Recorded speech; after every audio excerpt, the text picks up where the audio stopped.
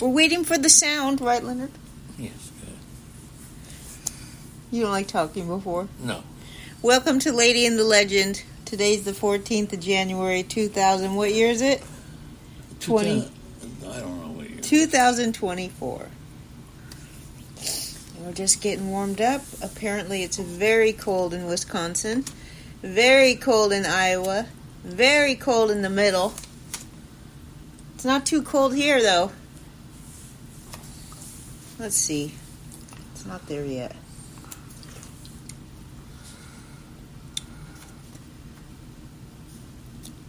Happy Hour Tuesday this week. They're having a legendary MMA fighter on. Happy Hour SC at Twitch. Find their channel. Go chat live like you do here.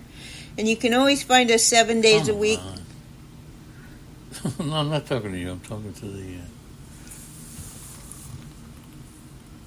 sound.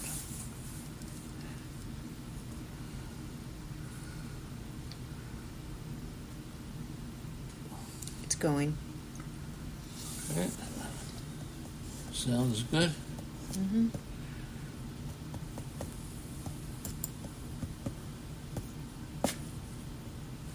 So, get started. Now you bring us in. I was trying to, but... All right, there you go. And welcome aboard, everybody, on a Sunday morning. That's right, the sound is good. The question is Andrea good? Am I good? We'll find out. I know the chat room is great. And welcome aboard as we see Boston Paul and Brewer Jim and Danny Fuller, Eddie Heckman, James Caplion, Laura Malpal, and some guests, Triple Play. Nice to see you, SM King Turd. And away we go. And all I can say is 2-2 to Harvey Keene. You surprised I said that? No. I mean, we've just been watching a Vince Scully special on TV, and I got to tell you, Vince Scully to me is one of my heroes. Almost as I rate him almost higher than any Major League Baseball player as one of my heroes. When I was in the early 1950s, maybe 52, 53, I would listen to Vince Scully as I'd have my radio on the lawn.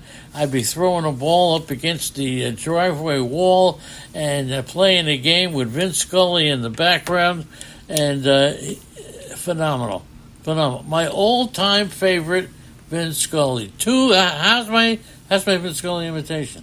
It's great, Lynn. Vince Scully, 2-2 to Harvey County. That's great. Yeah. Did you tell the story of what you used to do pitching in the garage? Yes, I just told it. Oh, I wasn't listening. Okay, I wasn't listening. Okay, there you go. All right, so we're getting started on Fantasy Baseball 2024. We're getting ready. We don't have a lot of tidbits today, but I actually can tell you some of these ADP targets that I've been looking at. Also, Lenny wrote in the notes, Taylor Swift and Travis Kelce. That's it. That's what he wrote. That's the note. Okay, and the question is, okay, that's right. Taylor Swift and Travis Kelce. You know you're not finding a lot of tidbits on a day where you just write Taylor Swift and Travis Kelce is one of our nuggets. In the last couple of weeks, who is the most written about football or baseball? What person is most written about in football or baseball? Well, I think well, go ahead. And this will say something especially about baseball. Nothing's happening.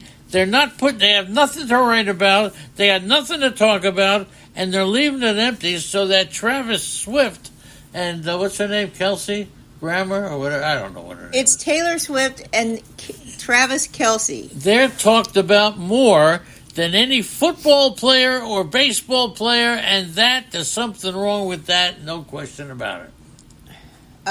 They're trying to... I'm not going to be strong-armed into opening these leagues too early this year, so I'm just warning you people who want to get the leagues going so early. We're not starting the leagues months early like we did last year. We will get closer to spring training. I will set them up, and we will play. I had a lot of complaints last year that it was too early, and I'm not doing it this year. So that's that. But, I think yesterday Travis Kelce and Taylor Swift got overshadowed by the fact that NFL put their playoff game on a streaming service that you have to pay for. Oh, boy, that's terrible. And people were ticked off, right? Yep. My mom has to do football every day. Every Sunday is football Sunday at her house. Her boyfriend, Tim, they live together. I don't know how to say it. They sound too old to be boyfriend and girlfriend, right? Well, I mean, they're nice. pretty much married. Yeah, they're pretty good people. All right, so he was pretty mad, and it was just all over social media yesterday. So what do you guys think about this? How much did I guess Peacock pays the NFL to host their game. I think it was something to the tune of $100 million, which is crazy if you think about it. It's one game, they paid $100 million for it. That's just to get people to come and sign up. Anyway, so moving on to the thing. I'll tell you what is the greatest baseball day of your life? Now think back, okay? This is going to be hard to come up with. And I asked the question, and then I started to come up with my answer, and I didn't have an answer until I realized the greatest baseball, because I could still go through pitch by pitch. I saw the Brooklyn Dodgers at Ebbets Field against the New York Giants. It was Carl Erskine, number 17, against the Giants. Who was it? It was Erskine against Magley. Sal Magley, called the Barber. This was a rivalry. It was my first game ever, and I got to tell you, I remember every pitch. I was excited as heck. To me, Andy, that was in the mid-50s. That was my greatest baseball day of my life.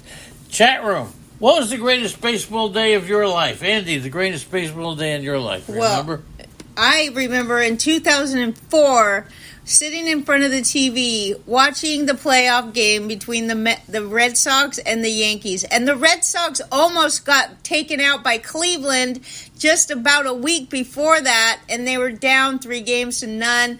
And I watched every pitch, and we did not give up hope. Every single pitch we watched, and it was just so much fun to see that. And then obviously they won the next 4 or 5 games, and they ended up winning the World Series. They swept the Cardinals that year.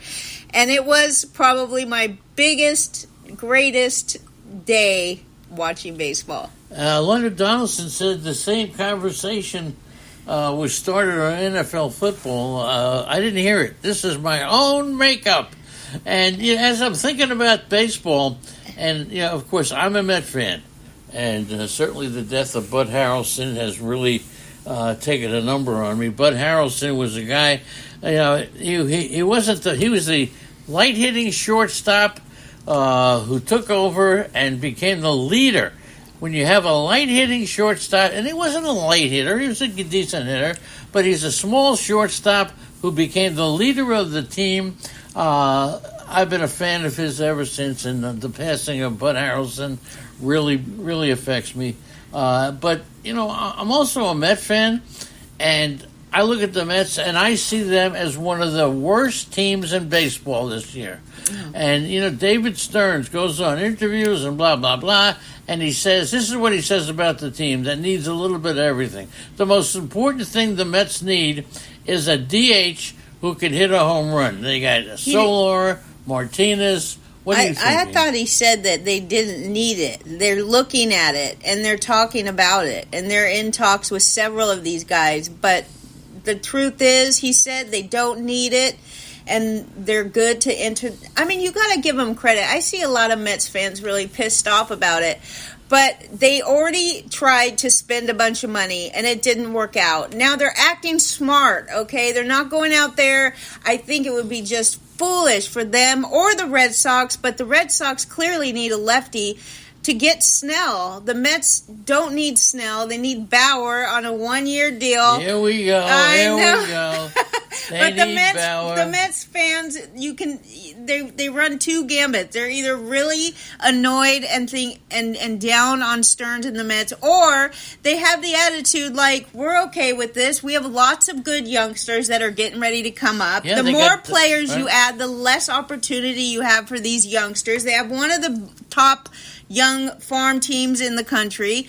And Stearns, on WFAN, one of the guys, he was talking about how he thinks Cohen brought Stearns in to run this like a small market team. And I know all of you in the chat room, you probably heard this, and it's all over the place, but the fans can't stand WFAN. Yeah, well, that's the majority of the fans cannot stand these people on FAN, and one of the reasons is because Cohen is not a small market guy. Just because he's not spending crazy like he did doesn't mean that he's a small market team. And he didn't hire Stearns to come in small market. He hired Stearns to come in and manage the team and reconstruct the team. And Stearns has a plan, so let's trust him on this one. And some of the Mets fans, I mean, I have to say, Mets Twitter is fun to follow. It's fun to follow. We'll see what happens, because the Mets have a lot of work to do. They got Vientos, they got Brett Batty. These are not going to make an Tyrone Taylor. I'm just looking at the chat room, Leonard. Okay, these are not very good players. And I'll tell you, DJ Stewart, but I would say that the New York Mets, and I got to give Mitchell Harston credit for this one, have nothing to lose by signing Trevor Bauer. No team does. And I'll tell you, but the Mets need him. They're not going to bring the back. The Mets need him. The Mets are in a division with Atlanta and with Philadelphia, two of the top teams in baseball. The Mets are not even in the top half of the baseball teams. What do they got to lose by bringing Trevor Bauer? They're better than the Nationals. I think they are. It's close. It's close. Now, well, you haven't seen their youngsters. We don't know if Mark Vientos or Brett Beatty can make it. Vientos is clearly the DH option, so if they do hire another power guy like Soler or JD Martinez, which I think the fans would love, but then they have to think about where does Vientos fit in then, because they have two guys, and Vientos is not great defensively.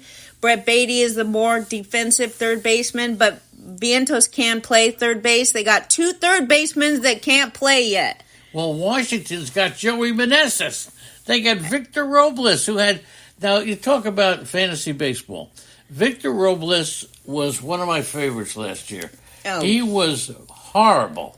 And all year long, I kept saying he's going to turn it around. What do you think about... And I'm going to ask you, what do you think about Victor Robles, who could steal a base, who could do just... I think Victor Robles could be a very interesting player this year. All right, well, I'm not going to knock you because you did pick Kikuchi, but you're stretching it now, dude. Well, I mean, how many years are you going to give Robles a chance? This is my second year. I'm sorry. BS. It's been 5 or 6 years we've been on this Robles thing. But Robles, Lane Thomas, and Juan Yepes... I think and C.J. Abrams, who's a tremendous base stealer. C.J. Abrams overrated. What's he overrated? We're going to talk about him if we ever get through all this nonsense about Lindor and stuff. All right, you take it over. By the way, Lindor, and I know you're going to get mad at me now. Why am I going to get mad at you? Who would you rather have next year? It's your turn to pick. Mm-hmm. Francisco Lindor or Trey Turner. I find this fascinating, with Trey Turner being one of the top picks last year and Lindor actually being a little disrespected. Good morning, Laura. Good morning, Leonard Donaldson. Tommy Johnson. Who would you take this year, Lindor or Trey Turner? I'd take Lindor. You'll take Lindor. What about the chat room? Very interested to see, okay? So let's talk about C.J. Abrams. Okay. I'll tell you all the good, the bad, and the ugly. C.J. Abrams, 23 years old, shortstop for the Nationals, ADP 30-9, okay? ADP 39. That is way too early for this guy. He's ranked 83 overall, and yes, I know he finished the season with 47 stolen bases and 47 stolen bases. Yes. And I like Abrams, but I'm certainly not going to be the guy that gets him on any teams this year because he's going too high. He's got problems with his batting average, seriously. And by the way, you bring up Abrams. What are you hitting me for? And you bring up Abrams. Okay. They talk about Victor Robles. Yeah. About his different batting averages through the season, that his StatCast page is icy blue, red is good, blue is bad, which for some may appear reminiscent of Victor Robles in 2019. It might have been a career year for Abrams very early because his batting average was 228 or lower in 4 separate months of the season. He strikes out a lot. Here we go, though. Can he work on his strikeouts? Yes, he can. And obviously, it's overshadowed by all those stolen bases. But 39 ADP, is that a little too high for Abrams? Well, the stolen bases mean a lot.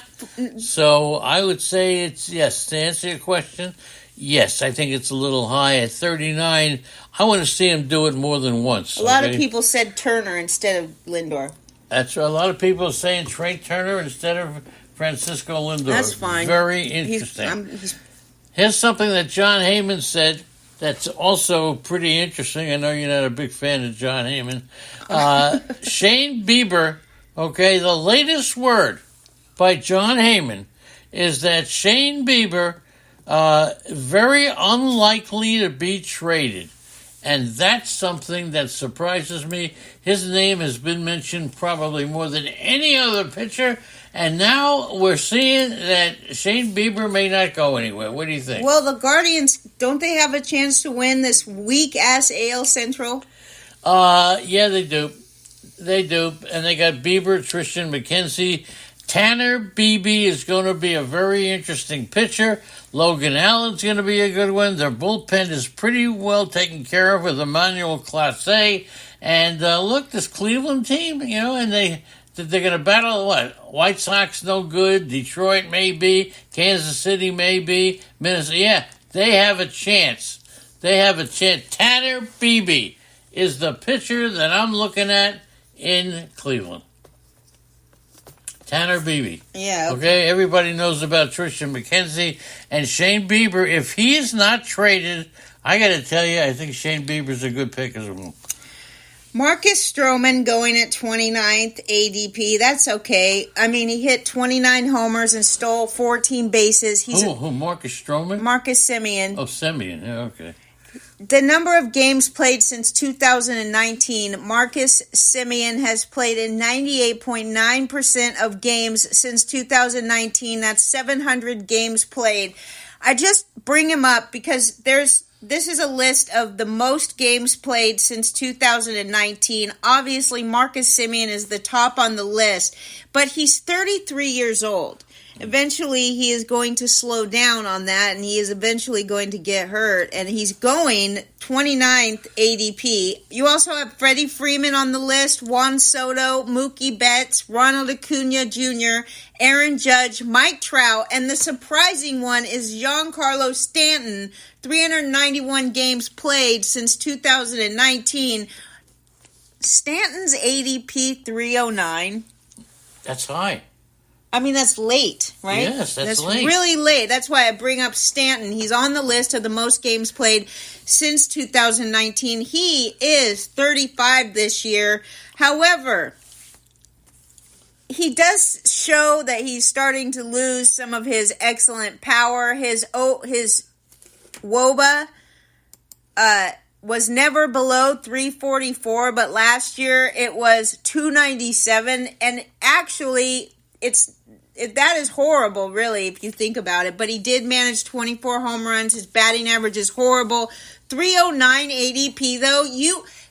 This is the type. Yes, of course, these players that are going deep in drafts, they have flaws for sure. But we've seen Stanton over the past 5 years go everywhere on the map. So put him in your pocket. What do you think of the Yankee team? Everybody's talking about the Dodgers. You bring up Stanton. I just take a look at their team. What do you think of their team? They need pitching. They need pitching. Okay, they got what? Garrett Cole, Carlos Rodon, Clark Schmidt, Nestor Cortez. He's got a bad shoulder. But I'll tell you something. The outfield, and I want your prediction. The outfield, Aaron Judge, Juan Soto, Giancarlo Stanton, those three. You also got Alex Verdugo. How many home runs collectively do you think Judge, Soto, and Stanton are going to hit? I don't know. We play this game every year with the Yankees. It's okay, stupid. But now they never had three. I mean, the addition of Soto, everybody's talking about the Dodgers and all their money. The Yankees are back. Soto, Judge, Stanton, Gleyber Torres is underrated. Anthony Rizzo coming off a mediocre season. If you're going to place a bet, you're going to bet on the Yankees to win? No. No. Okay. How about this? Yeah. King Turd in the chat room, we're talking about Lindor and Trey Turner. He said that it depends on the format which he would choose, which I thought was intriguing. So yes. I asked him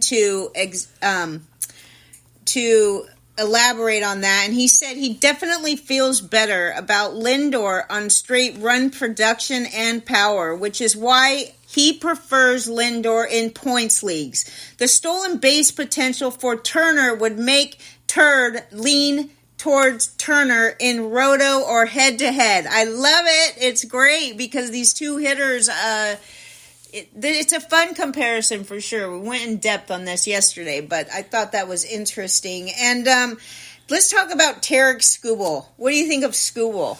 He's going too high. That's how I feel about it, and I'll tell you why. He's ranked 97th overall, and his ADP is 57. Everybody is super high, and there is plenty of great things to say about Tarek Skubal.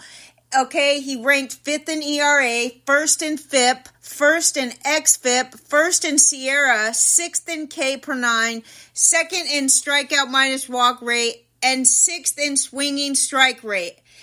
But this guy only pitched 80 innings last year. Yeah, so he was on a limited pitch count. He was on a limited pitch count initially after he returned from his flexor tendon surgery in August of 2022, and there were some bumps in the road early, but Skubal eventually rounded into form, and he, in his final 6 starts, he went 4-1 with a 1.25 ERA, a .67 WHIP.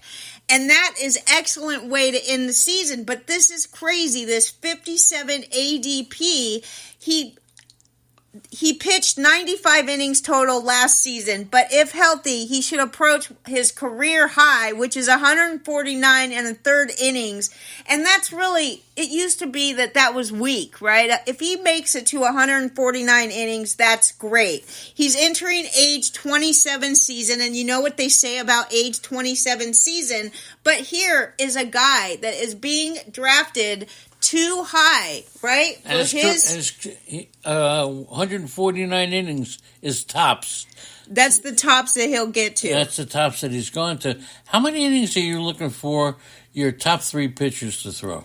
Well, I don't know for sure that it's the number of innings that matters as much as the quality of innings at this point. You can't even have innings limits too. You can't expect a guy to go 200 innings anymore. No, you can't. Right? So, absolutely. I mean, in your best pitchers, you want them to be stable guys. You want them to go 150 innings. But when we're talking about Tarek Skubal at 57 ADP, that is the 5th round.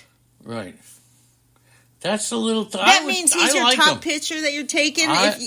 You better have some other pitchers on your list, but think of all the hitters that you're passing up to get Tarek Skubal. Maybe, but I'm also a Tiger fan. I know you like them. I think the Tigers are going to do very well this year. I really like Spencer Torkelson to hit about 25 to 30 home runs. I like Ricky Green or Riley Green. We're going to talk about him next. And here's the other one I like. Javier Baez. What? If you like him? I'm afraid to say it. I'm afraid to say it loud, so I'm not going to say it. All right? Just say it. So at the end of the year, Melnick did not recommend Javier Baez. You got that? I am recommending Matt Verley.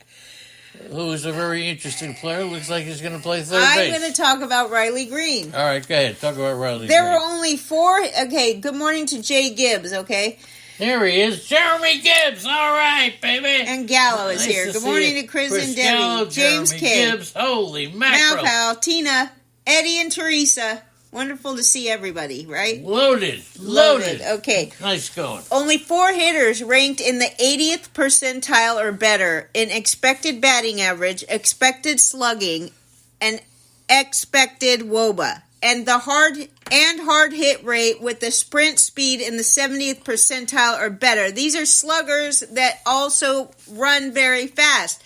There's 4 hitters that fit all of those qualities that I just said. And 3 of them are pretty obvious. Tatis, Mike Trout, Michael Harris, and then you have Riley Green. Riley Green's ADP is 169. This guy is 23 years old. He will be 24, and I think the reason he's going so late in drafts is because he needed Tommy John surgery at the end of last season. However, this Tommy John surgery was on his non-throwing elbow, so it should not impact his timeline to return to the field. The impact of his swing production, we will have to wait to see how that goes. But this is the thing. Riley Green, I think, in my opinion, is a good bet at 169 ADP. Are you kidding? He's ranked 148th overall, so his ADP is later than that. And I think he's a good buy. His biggest flaw, okay, so far, he was a rookie, so his biggest flaw to date is the fact that he swings and misses, which leads to a bottom quartile strikeout rate. But when he does hit the ball, good things happen. He finished the season with a 288 average, and it was 279 in 93 plate appearances against lefties, because he didn't get a lot of plate appearances against lefties. All of his home runs last year came against righties, but Detroit Tigers, they have a young enough roster where he will be hitting second or third in the lineup, which will give him an excellent chance to get a ton of plate appearances. And like I said, he had Tommy John surgery, so he might be off to a slow start like Bryce Harper was, but when he comes around, he will hit for power, he will steal a handful of bases, and he hits great batting average. Like I said, he's one of only 4 hitters in baseball that project with great power and speed. I like him, Riley Green. So I'm liking the Tigers this year. I know you do. I'm going to put my bet down on the Tigers to win that weak Central Division, and we'll see what happens. You know, there are hitters that are outside their ADP of 250. They're more than 250, okay? Danny's still waiting for Penny to wake up and make him coffee. Oh, is that right? Well, how are you two going to live when I'm out to see my mom? I know Danny went to, says he took his kid to a Game 7 of the World Series. Yeah, his son. Eddie Heckman went to the last 2 games at Forbes Field in Pittsburgh. Wow. That's great. We love it. That's wonderful. Love it. Thanks, guys. So, hitters projected to go 15 home runs, 15 stolen bases. By Steamer. Okay, Steamer. Now, these are hitters projected to go 15 homers and 15 stolen bases who also have an ADP outside the top 250. SM King Turd is here. Good morning, kid. We already told King Turd good morning. Oh, I did. All right. I'll tell him again. All right. So here's how we do it. Leody Taveras, okay? 25 years old, Texas Rangers. What do you think of Leody Taveras? Okay, here's the thing. Like I said, these are guys that have flaws, which is why they're outside the 250 ADP. But we're talking about guys you could get very late. You want some. These are the guys that win the league for you. These are the guys that win your league for you. So, Taveras, 25, will be 26. The biggest problem with him is that he hit 233 with only 4 homers after the break. He finished the season with 14 homers and 14 stolen bases, 67 runs, and 67 RBIs. His spot in the lineup is what ultimately limits his upside because there's too many good hitters for the Rangers, and he's going to be hitting lower third of the lineup. However, how can you not target this guy in the last round of a draft, right? This guy, absolutely, his batting average isn't going to crush you like some other guys on this list. It's 266, but he did hit 233 after the All-Star break. Still, 14 homers, 14 stolen bases, ADP 285, and he also is a switch hitter. So King Turd says that he's a lock to hit in the bottom 3 in the order, but we're talking ADP, yeah. We're talking about ADP of over 240. 250. 250, and guys who can steal 15 bases and hit 15 home runs. Yeah, by Steamer's projections. Not bad. Jose Siri, 28-year outfielder for Tampa. Nobody knows who this guy is. He's 314 ADP. Yeah, 313 ADP. And he's got a tough home. He had 25 home runs in a tougher ballpark. Yes, when he went to Tampa, it's a tougher ballpark. Nobody was expecting the home runs. 25 homers for this guy last year, and he's being drafted 314. He does strike out 33% of the time on fastballs. His batting average against fastballs is 205, and that is why he will continue to get fastballs over and over again. It's his defense that will guarantee him a spot in the lineup, though, and that's what you're looking for at this stage of the game. His batting average, like I said, 205 against fastballs, which you can expect it to go closer to that, because these pitchers have figured him out that he can't hit fastballs. However, his defense is what will keep him in the game. So he runs and hits homers. The next guy on the list, Tommy Pham. Oh, nobody knows what to do with him. We've already talked about Jose Siri. We've already talked about Leody Taveras. These are the end game power steal guys that you want to pay attention to. They can win you the league. That's right. Tommy Pham he's 35. Does that affect you a lot? He stole 22 bases last year. He did steal 22 bases last year, age 35. The thing is, he doesn't have a team yet, okay? But this is what he ended up the season with. Yeah, he's a free agent. 256 batting average, 16 homers, 22 stolen bases, and even entering his age 36 season, he did steal 22 bases. So you have to assume that you're not going to get 22 stolen bases out of a 36-year-old, but you're still going to get 20, maybe 18, depending on where he... I mean, for $1, not too bad. 294 ADP. So it allows you to spend a little bit more on your top players with confidence that you can get a $1 or $2 player like Tommy Pham at the end of the draft. Who's that, Chris Gallo? That's your little grandkid? That's so great. And then also you got Jake Fraley. Nobody knows Jake Fraley. We talked about him yesterday. I know we did, but I got to tell you, Jake Fraley is, you take a look at that Cincinnati, I'll tell you what. You got to look at the Cincinnati team. There's too many players. Nobody knows Cincinnati. There's too many players. They don't have Joey Votto back yet, but they have too many players. There's 11 players with 9 positions. Absolutely, but they got Spencer Steer, T.J. Friedl, the lefty, Jake Fraley. They got Nick Martini. I mean, this is look at this. They got in the backup spot. They have Will Benson, Noelvi Marte, Jonathan India, and they didn't settle with India, so they have to go through arbitration. Yeah, they have to go through arbitration. But let's talk about Jake Fraley, 28-year-old outfielder. 256 batting average, 15 homers, 21 stolen bases, 279 ADP on this guy. He did have wrist and toe injuries last year. The toe injury required October surgery to repair. He is expected to be fully ready for the start of spring training. David Bell was rigid in his use of Fraley, limiting him to a mere 4 starts and 41 plate appearances against left-handed pitching. But when he did have the platoon advantage, he hit 268 with a 348 on base percentage, all 15 of his home runs against righties. So he is getting a little bit better. He's clearly right around the peak age of his career. So, you're not going to be able to rely on this guy for everyday at-bats. But as I mentioned yesterday, 279 ADP. He's going to steal 20 bases. He's going to hit 15 homers. And this is what you need. late in the draft. Well, I'll tell you, thank everybody. We got a little bit more time to go. We're going to do one more player who I really want to do because he's from Colorado.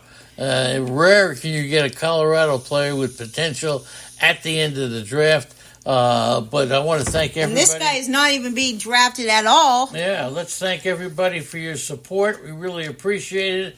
And look, it's going to be a terrific season. But the final player, Brenton Doyle.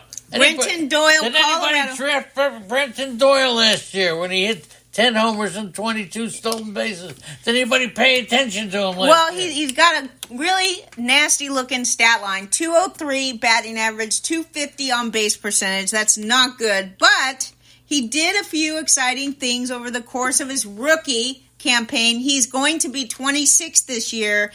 His 22 stolen bases were in 27 attempts, and he ranks in the 99th percentile in sprint speed.